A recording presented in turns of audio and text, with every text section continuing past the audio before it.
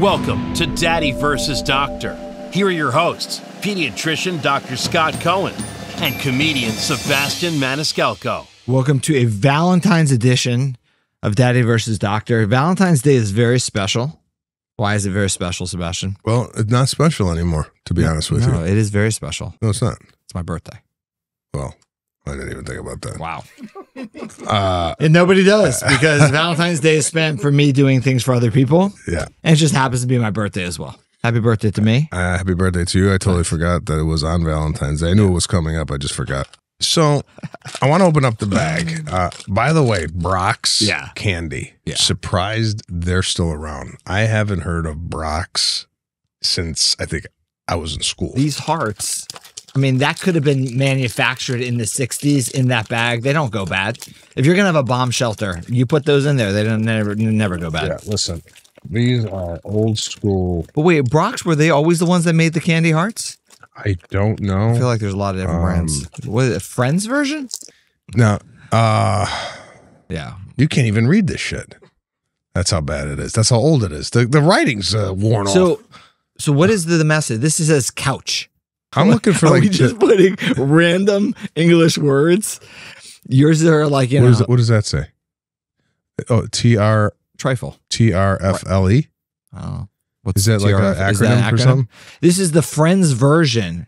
Conversation hearts. Oh, okay. So Friends version. Okay. See, this is where I know. We're just putting random words. Random words. Yeah, this is the this one's in hieroglyphics. Okay. Let me talk about this. Go for it. Growing up, Valentine's Day at the school was like exciting because we all had a box that we made. Mm-hmm. It was on our desk. Mm-hmm. And throughout the day, whatever, people would put in your box, be mine, from Julie, whatever. Right? I gotta be honest with you. I didn't get a lot of Valentines. Oh. I'd empty my box out. Maybe there's one or... Oh, it wasn't mandatory that you had to do one for everybody in the class? No, I didn't grow up in this era. No? I grew up in an era where if you didn't get any, you went home and looked at yourself and go, what do I got to do next year? To fill my box. To get my box filled. Got it. Hairdo, cologne. Right. What do I got to do? Okay. Now, everybody gets a Valentine. And it's not even to so-and-so from. It's just a generic Valentine they get from. Now, I'm sorry. But we got to go old school on this because if you ain't getting Valentines. Right. You should have that internal conversation with yourself. Yeah. Yeah. It's sort of like stopgap, like figure things out. Figure it out. Or early on. Early on. Whoa. I might not. Right. Be giving off vibes that someone wants to be my Valentine. What do I got to do? It really, really taught me to come back the next year better. And I did. You know, like, okay, then they go, oh, last day I got 2. Now I got 5. I'm on the right track, right? With this 30 kids, 30 Valentines, you don't even know where the hell you stand in the class. Yeah. That's what I'm saying. And now you were like crowdfunding Valentines by 4th grade.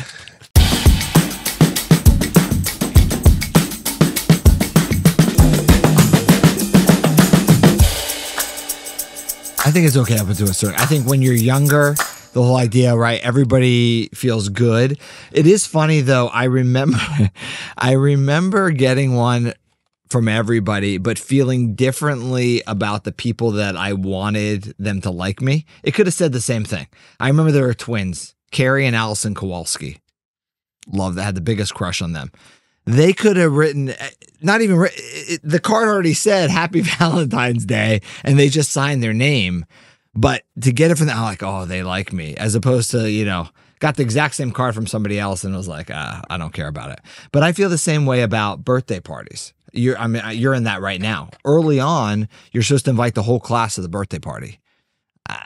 We got rid of that as quick as we could in our house. I mean, as soon as it was allowed that you invite the people that you want there, and that's okay. It's okay to be differential when it comes to that. We don't have to invite 40 people just to have 40 people. That's what I've been arguing with Lana about for the last 2 or 3 years. I said, come on, we don't need all these people at the house. But okay, so hopefully this you don't birthday- like anybody, so you would have like 4 people there. You know, it's a misnomer, and with this, I don't like anybody's shit.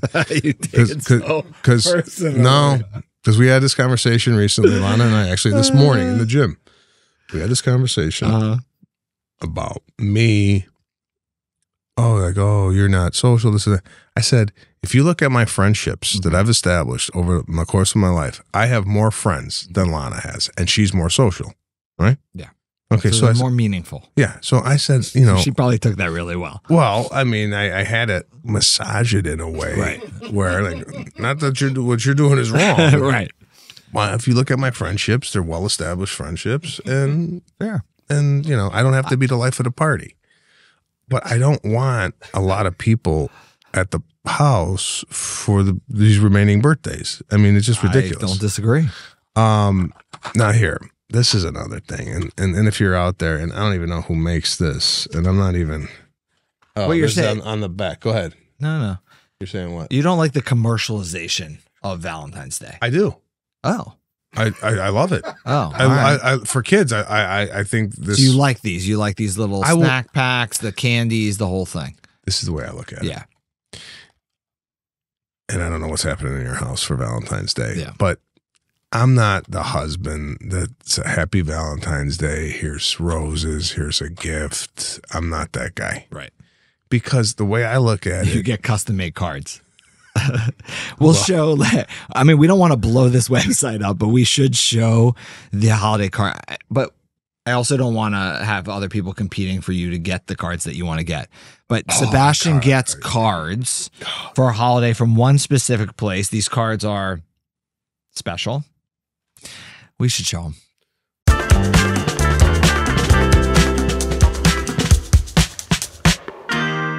Fine Art America, if you want to bring that up, that's where I get all of my greeting cards. Fine If you Art. want to say love from the heart. Yeah. I don't go to the normal like Target and go to their aisle to look for meaningful birthday cards. I go to Fine Art America. Yeah. And I mean, look at these. And this is really fine art. Yeah. Go to greeting cards. Go search greeting cards up there in the search key. I did. Erin was always impressed. I always pride myself on getting cards. She always thought I had a special place. Sometimes it was the gas station. Sometimes it was the car wash, but like little places. But I like getting blank cards, nothing written in the middle. I like a nice picture or a quote, and then I write my message. I don't like the pre-made messages. I like that too. I like it where you're at on that. If Lana gets like this bear, right? I'm your honey bear, right? So that's Sebastian showing love. Well, I don't know about I'm your honey bear. I don't know what kind of that's the messages you're putting in the blank card. You might as well go with the now. What? Just go with the written which card. Which card would you get her? Well, for example, like I mean, go to the bear, right? Yeah. If Lana and I, that's already were hiking and we came across a bear, that would be under her pillow. That would be like, here, remember when? And then, all right, these are like, I'll give you an example of what I did with Fine Art America in relation to Lana's 40th birthday. Okay. I went on there, and I don't even know if we discussed this, even on the Pete and Sebastian show. I picked up our kids with Lana, and I said, we are going to go around Los Angeles for your 40th birthday. And she's like, what do you mean? I didn't tell her where we were going. Okay. So what I did was I went to every spot in Los Angeles that meant something to Lana. Wow. I went to her first apartment complex. I went to where we met. I went to where our first date was. I went to Cedar Sinai where our kids were born. I went to all these different places, and she got a card. Jesus. Wow. You're like the last Renaissance man. It's amazing. Guy. It's actually a really good. I don't want Erin to hear this. This could be her next birthday present. And each card was related to so it was the gym. I had a card that had weights on it. Okay. Right. If it was her first job, it said your first job on the card. Right. This is all through Fine Art America. We are not. It's not even a paid sponsor. No. Right. They might run out of cards. tomorrow. Mm-hmm. And I wrote all this nice stuff about this is where your creative juice, the whole thing, right? And of course, I got my kids in the back, and they're sharing. This is where I met mommy. This is where we went on first date. This is all through Fine Art America cards. I have to get that's very impressive. You came up with that on your own? Yeah, I'm like, what could I do that's different? Yeah, because this conversation started by the Valentine's Day. Yeah, there's a bunch of schmucks out there. They come home with the right, just buy this, I love you. I have 4 pieces of chocolate. Yeah, exactly. It's there's no thought in it, and and to me, we go out anyway. Right. Like I felt like Valentine's Day was something special that you did with your girlfriend because you maybe didn't have enough money to go out a lot, and then these specific days, okay, we're gonna go do it up, right? Right. So we go out. So it's like, what's the difference between when we went out last week, right, to a restaurant? Except it's Valentine's Day, exactly. Now it's Valentine's Day, and every schmuck is out in the restaurant. Right. Yeah, the fuck. Right. It's just fun to go in, and none of these people are making it. You can know who's on their first date, their last date. Yeah, it's just like. So I said. She goes, what are we going to do for Valentine's Day? Do you want to cook or do you want to have someone come over and make food? I go, I'll cook. I'll make a nice little meal at home. All right. Because I feel like that is something personal. Sure. I'm doing it, what have you. Although I got to tell the audience, and I don't know,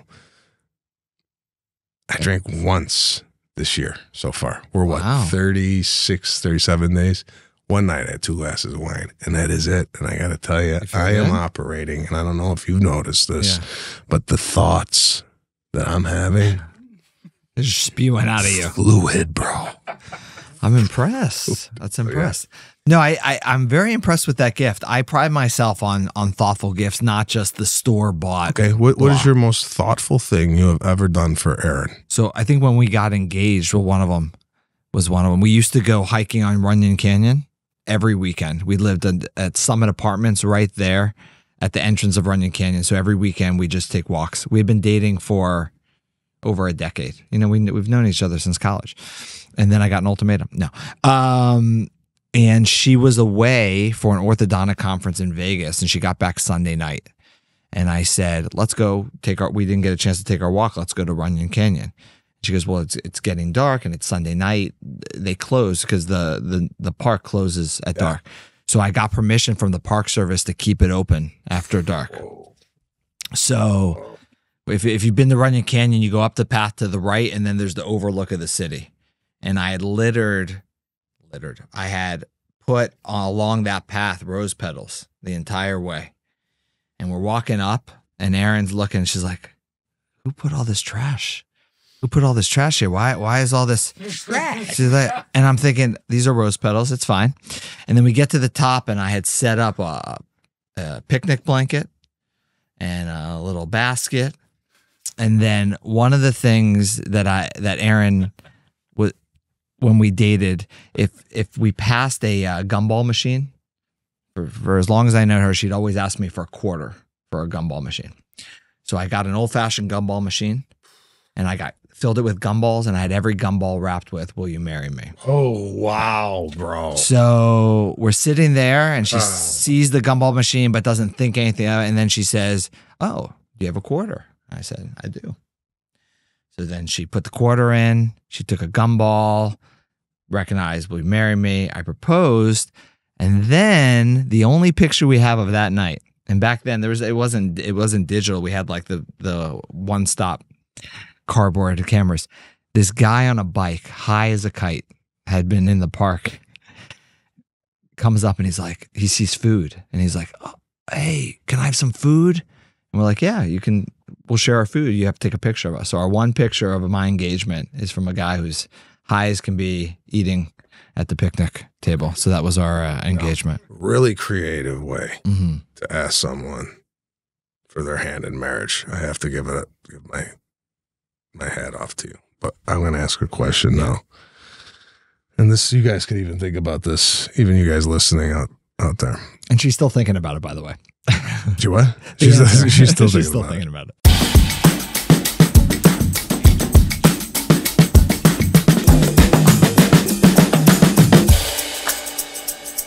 think sometimes when you do something like that, Mm-hmm. you look at the other person's reaction, and in your head, you go, oh, they're going to do this, they're going to cry, or there's, at least I do, like there's an expectation of, oh my God, like, okay, I necessarily didn't get that type of reaction from Lana from the whole thing, right? And Lana not the type to show a lot of emotion when it comes to like crying or being sentimental. Did Aaron give you, because the way you described it, like she goes, I don't think got a quarter? Yeah. I go, I'm sorry, where's your tears?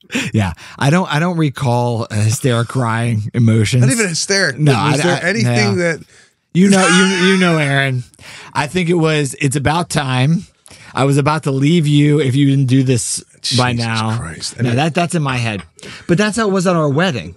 Our wedding. Have you seen our wedding video? No.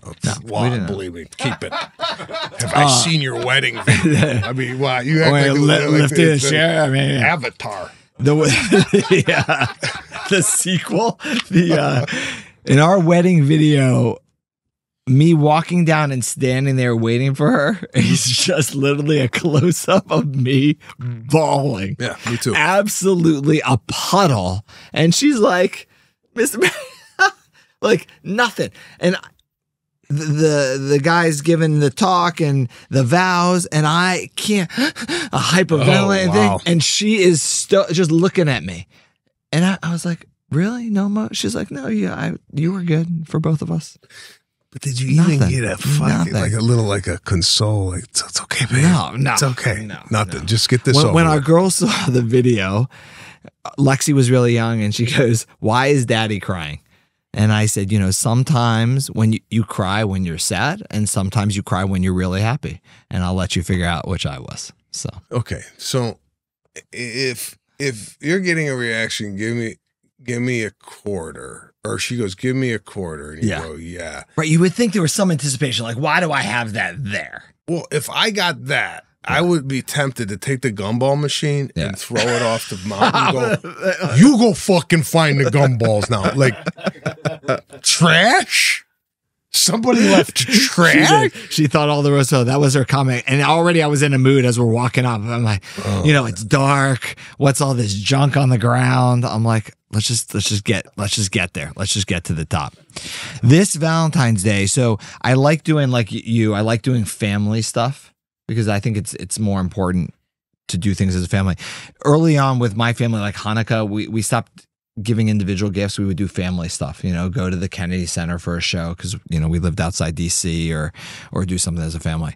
So I took them a couple weeks ago. Have you heard of these candlelight performances in Los Angeles? No. Really cool. So they do like a orchestra quartet and all around the city, different venues, and they play a certain musician, so this one happened to be Taylor Swift. And it was at the Biltmore Hotel. And what they do is they fill the room and the stage with thousands of candles. And it's beautiful. And then there's the orchestra. There's a violin, a violist, cellist. And then it was just an hour. And they just do Taylor Swift. And they, throughout, people are singing along because it's Taylor Swift. And it was great. The girls loved it. And they play instruments. So it was fun. So how do you know about that? That one actually randomly came up on Instagram. And then I started researching it. Oh, okay. Yeah. But they do they'll do artists that do, like rock stars, just different artists, and just happened to be perfect that it was there. It's funny because I not the guy that is piped into that where you talk to people, they're like, oh, do you know what's going on downtown? And like, no, like, what's going on?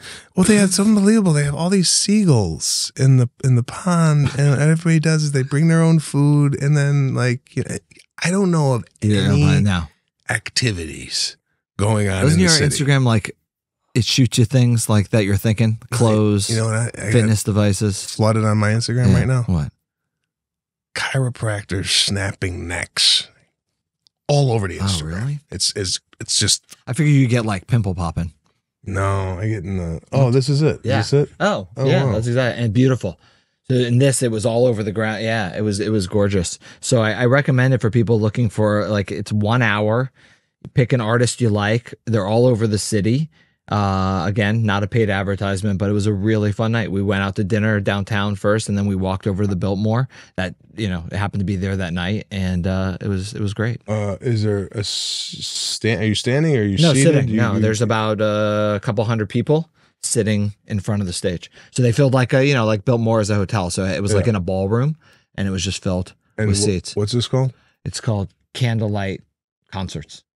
Are you just making it up? No. And it's around. It's a company started it around the country. So yeah, I mean, maybe Isn't that cool? Yeah, that's something cool to do. Yeah, and again, like, even if orchestra isn't your thing, for 1 hour, you can do anything for 1 hour. And if the music is the artist you like, it was great. So in the middle, they're like, all right, let's everybody sing the chorus, and everybody gets excited to sing Taylor Swift. So, all right, let's see what they got here. Whitney Houston and Sherman Oaks. Louis Armstrong, Nirvana. I mean, so they got everything. Let's go. Adele. Adele would probably be a great one. Where's the Adele one? Where is Adele? Oh yeah, up there in LA. Where's Adele? Tribute to where's the venue for Adele? And the tickets are reasonable. Zipper Concert Hall. It's a nice venue. Okay. And the zones are just how close you are to the stage. So there's 3. Coldplay, because Aaron loves Coldplay, so I was going to do that, but she was working that day. Pink Floyd. Okay, great. There you have it. I mean, look at them, Daddy versus Doctor, and we're giving you candlelight visuals. This is what you're doing for Valentine's Day, That's people. it. Go around your town, visit nostalgic places, go to a candlelight orchestra. Yeah, I just don't propose to somebody. Yeah, propose to somebody with gumballs on a mountain.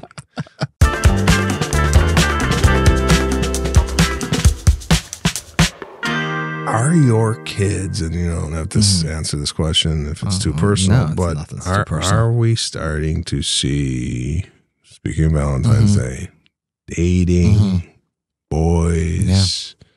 Yeah, I think it's interesting because I have a 15-year-old and a 13-year-old.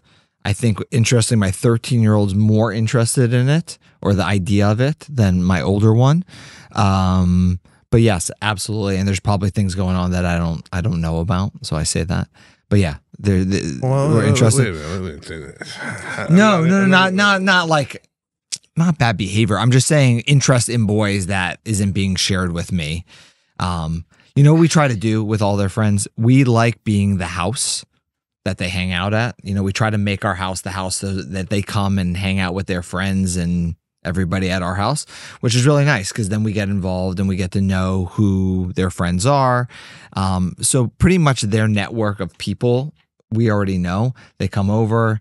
Aaron and I joke around, oh, who wants to play Chinese checkers? And we'll have some of the kids playing Chinese checkers with us, or a board game, and they love it. And it sounds dorky, but it makes it so that the parents aren't like, we don't know who they are and what's going on. I'm surprised you were able to say Chinese checkers. I mean, you could have complained for someone else. We don't have Greek checkers? Are we not allowed to? Well, I know. With everything being so sensitive nowadays with the, you can't say this, you can't say that. How about any interest in alcohol? Have you run across any alcohol? Hey, so-and-so's drinking beers. No, but it has been at parties. I know with my older one, she's been at parties where it has been. And I felt good because with her and her group of friends, most of the time, the couple times that I know it's been there, they've actually asked to be picked back up because they didn't feel comfortable with the crowd that was there and what was happening, which I thought was good common sense. So that made me feel good that at least they're thinking about it. So you say parties. 15 years old. It's different nowadays. What do you remember about, how did you get invited to a party back when you were a teenager? Did you just hear about it and you showed up, or were they always people you knew? Tony's having a party. His parents are gone. Yeah. He's having a party. You know Tony though, right? Huh? You knew Tony. I knew Tony. Yeah. So now it's really weird. So there are those where my buddy's having a party and we're all going to go there. Our group of friends are going to be there. But then there's things where people post anonymously, there's a party at this place. You don't know who the person is, who the house, and it's a privilege to get an invite to these things. And then you get these parties where you have kids from all around, all the schools show up, and we don't allow it. But we want to know whose house it is, who the person is. We want to talk to the parents. Are you going to be there? What's going on? We're not just dropping you off at some random house, but that's these house parties nowadays. Well, first of all, They know where to go on the internet. who's throwing the party? 15-year-old people? A kid, And what's the venue? A home? a house. That right. the kid lives in? Yes, or somebody's not there. And then they know where to post it, and it will be under a certain title. It won't say, oh, it's Johnny's party. It'll be like, house party this time, look for your invitation at 9:00. And if you're lucky enough to get an invitation, and they charge for some of them too, to get in for the alcohol and things like that, if that's what they're having. And then kids just show up, and kids from all around. So you don't know who they are. What, it's really bad. We found out about that because we were on vacation, and then we saw, our daughter showed us, oh, look, this came up, and she asked if she could go. And we're like, absolutely not. Do you even know who that person is? I just always found it odd or strange when people said we're going to have a house party, my parents are out of town, that they would be able to actually get away with it when the parents came back. Oh, yeah. Parents, no. Right? I mean, like, I wonder in this town if a lot of the times the parents are there and the parents don't care. Well, that's another because thing. These kids shouldn't be having parties with alcohol and things like that. They're underage. So you can't be doing that. There's a lot of families out there that believe that, oh, as long as they're doing it at home with me, I know where they are, they're safe. And but I'm like, Jesus, I mean, 15, 16 years old, although 16 years old, I was getting rocked off my ass in my bathtub. Going to prom. I have a junior prom. First off, we just cut right at the end of that statement that you got rocked off your ass in your bathtub. In my bathtub. Yeah. Because I was hiding the booze. Oh. So I had a little amaretto. Armoretto. Amaretto. You mean amaretto? I call it Armoretto because it had guns. Yeah. Amaretto on the rocks in a bathtub that was boiling, and I didn't know, it goes right to your head if you're in a hot, boom. And I got out of the bathtub. Why were you drinking by yourself in a bathtub? I was getting ripped for the. You were just getting ready. Yeah, just getting ready. Priming. That was your pipes. That was your pre-party. Pre-party up in the thing. Oh my god! Drinking amaretto. God, amaretto. Idiot. You wash your car with amaretto too? You get the nice shine on your car with amaretto? How's it spelled? A-M? Amaretto. Yeah. Yeah. No, yeah. A-M, right? You stuck an R in there. That's all right. No, I like amaretto. I like amaretto. You know, it does sound like the Italian version of amaretto. Amaretto. It's Chicago. Chicago. If you go and ask anybody in Chicago, what were you drinking in the late 80s, early 90s? They go, amaretto stone sours. That's it. Amaretto. Get my amaretto to go pick up my broccoli. We used to talk about getting drunk. We used to go to 7-Eleven, pick up Slurpees, and then put vodka in the Slurpees, and then we used to go dancing, getting rocked in the car. We had a designated driver, but the rest of the car was tanked. You invented Uber. That's it. I found that I was always the responsible one. I was always the driver too. Right? Yeah, because I was never doing anything. I was bored. Because you get that one friend that like, oh, you're driving tonight, but like he's going to drink. Yeah. So you're like, all right. I had a shit brown Honda Accord SEI. SEI was just their version. It had a sunroof, so I thought it was cool. And it was great though. That was my first car. Did you buy it or was it handed down? Handed down. All right, same thing with me. I got Toyota Celica 1984 shit brown. Yeah. Shit brown was a big color back then. I really think. Right? It was such an ugly color. Ugly color. It was brown. It was brown with a tan brown leather interior. Oh, well, I had cloth with rolled down windows. My father, no options on the car. Right. It was like a wheel and a door handle. And that was it. No automatic anything. As long as we're on this topic, we've started this tradition. What was your first car growing up? And as a parent, and you're going to go through this shortly, are the kids getting... So that's what I want to talk about. Next episode, I want to talk. So Aubrey's turning 16. Cliffhanger. She's turning 16, about to get her driver's license. What are we doing for the car? Next week on Daddy versus Doctor.